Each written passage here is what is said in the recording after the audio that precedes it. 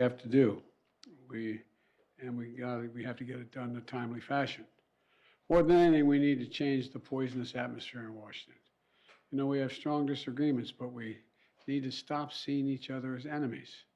We need to talk to one another, listen to one another, work with one another, and we can do that.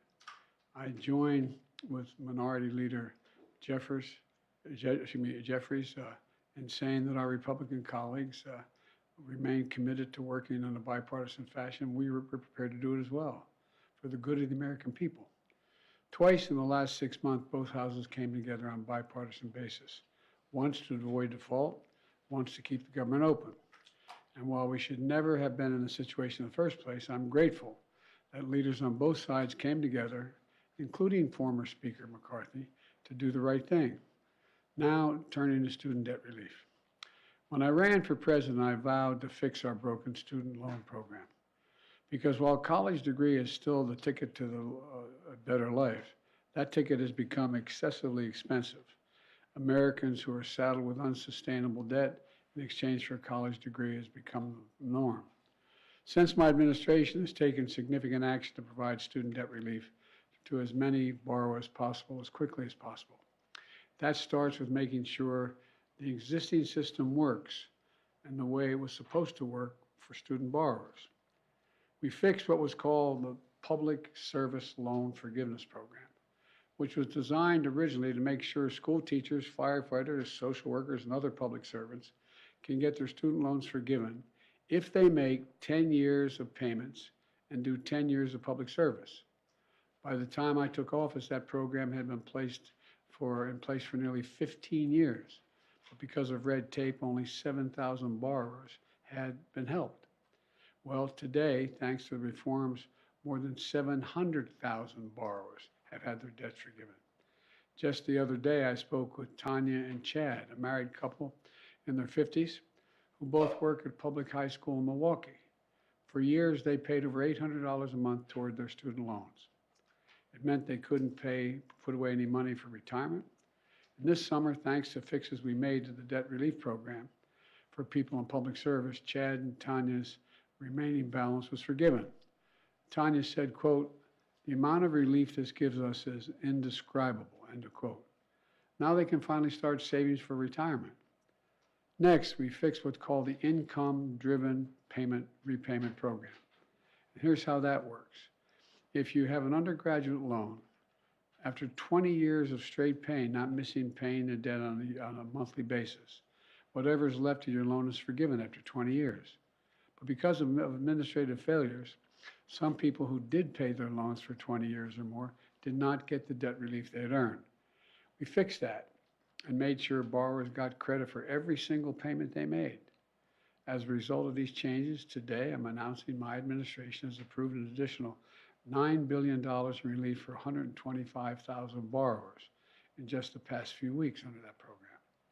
With the latest debt cancellation in total, my administration has canceled $127 billion in student debts for nearly 3.6 million Americans.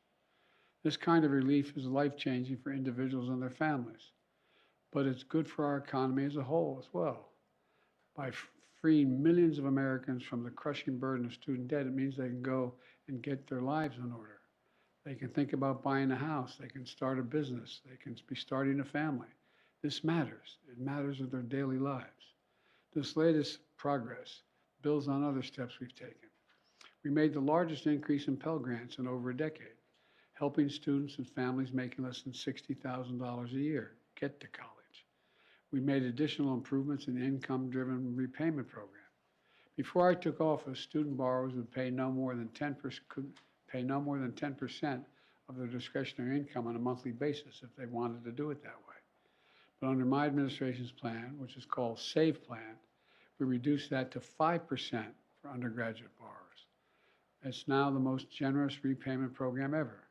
Under this plan, no one with an undergraduate loan today or in the future, whether at a community college or a four-year college, will have to pay more than 5% of their discretionary income to repay these loans. That's income after you pay for necessities like housing, food, and other necessities. You can sign up for the SAVE plan at studentaid.gov/save. studentaid-gov, studentaid.gov/save. And remember, if you keep up your payments after 20 years, whatever's left in those loans is forgiven. And we're still not done. As you might remember, last year I announced a major proposal for student debt relief. We're on the verge of providing more than 40 million Americans with real relief from their student debt. The money was literally about to go out the door, but Republican elected officials and special interests stepped up and sued us. The Supreme Court sided with them, snatching from the hands of millions of Americans thousands of dollars in debt and student debt relief that was about to change their lives.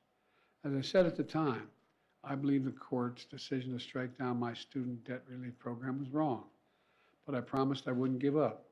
Since then, my administration has been pursuing a new approach, grounded and under a different law, the Higher Education Act. This act allows the Secretary of Education to compromise, waive, or release loans under certain circumstances. Last week, the Department of Education took a critical step in this process by identifying specific challenges that borrowers face in the current system, so we can move forward with a new rule to address these changes. For example, there are many borrowers who have made payments for many years, but because of interest, they still owe more than they originally borrowed. My administration is doing everything it can to deliver student debt relief to as many as we can, as fast as we can. This is in contrast to House Republicans who helped block the previous debt relief plan, nearly shut down the government over the extreme demands, which would have hurt hardworking families. But they had no problem with the Paycheck Protection Program. Remember that? The PPP program during the last several years, which was designed to help business owners who lost money, which was legitimate, because of the pandemic. Members of Congress got over hundreds of thousands of dollars because their businesses lost money. That wasn't it was a worthy program. Let's be clear. Some of the same elected Republicans or members of Congress who were strongly opposed to giving relief to students got hundreds of thousands of dollars in relief for themselves to keep their businesses open. Several members of Congress got over $1 million, and all those loans were forgiven. The hypocrisy of this I find stunning. I supported that program, and I support the student debt program. My administration will continue to use every tool at our disposal to help ease the burden of student debt, so more Americans can be free to achieve their dreams. It's good for our economy, it's good for our country, and it's going to change their lives. Thank you very much. Mr. President, quick questions on Speaker McCarthy, if I can. Speaker McCarthy said that the two of you hadn't spoken directly in a long time. Why is that, and are you committed to engaging more regularly with the next House Speaker? We had two agreements we shook hands on, and I assumed he was working with, I knew he was working with the Democrats in the House and Senate. It wasn't for me to do anything. If he wanted to talk to me, I was available. I'm available to whomever wants to talk to me. But the idea that I was going to somehow convince McCarthy to change his view was not reasonable. Can I ask you a question very quickly? Does the disarray on Capitol Hill after your conversation with allies yesterday worry you that you won't be able to deliver the aid that the U.S. has promised to Ukraine? It does worry me, but I know there are a majority of members of the House and Senate in both parties who have said that they support funding Ukraine. With your, I'm going to be announcing very shortly a major speech I'm going to make on this issue and why it's critically important for the United States and our allies that we keep our commitment. Mr. President, are you also concerned about the rest of your domestic and foreign policy initiatives being imperiled because of what we saw happen yesterday, the dysfunction in Congress, the chaos that we saw on the House side? Does that concern you in any way? The dysfunction always concerns me. The programs that we have argued over, we passed bipartisanly, I'm not concerned that they're going to all of a sudden come in and try to undo them, although there will be some. There will be some, I'm sure. There's half a dozen or more extreme MAGA Republicans who would like to eliminate just about everything I've done. But I don't think that's going to get there. Mr. President, have you promised? If I may, without additional funding, how long will the United States be able to support Ukraine? We can support Ukraine in the next tranche that we need, and there is another means by which we may be able to find funding for that, but I'm not going to get into that now. Mr. President, have you promised President Zelensky attacks for Ukraine? Say again, I'm sorry? Have you promised President Zelensky during his visit in the White House that you would provide attacks, the long-range missiles for Ukraine? I have spoken with Zelensky, and everything he's asked for, we've worked out. Tell us a Mr. little more. President, is there a plan Tell for us a the little bit more about this speech you're going to give. What argument are you going to make? Why don't you wait and listen to it? I'm going to make the argument that it's overwhelmingly in the interest of the United States of America that Ukraine succeed. And it's overwhelmingly in our interest. I've spent 2.5 years putting together coalitions that no one thought could be put together. And they've strengthened us across the board, not just as it relates to Ukraine, whether it's Japan and South Korea, or whether it's what's happening in Europe itself. And so I think that it's clear to the vast majority of the foreign policy community on both left and right that this has been a valuable exercise for the United States of America to increase the support we have around the world. And what I don't want to do is we put together over 50 nations supporting Ukraine. And we are the organizer of that. I met with, don't hold me to the exact number, 16 or 17 yesterday, of a long conversation, and made the case that I knew that the majority of the American people still supported Ukraine, and the majority of the members of the Congress, both Democrat and Republican, supported.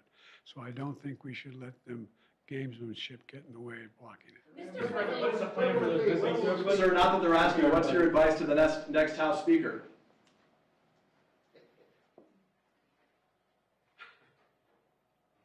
That's above my pay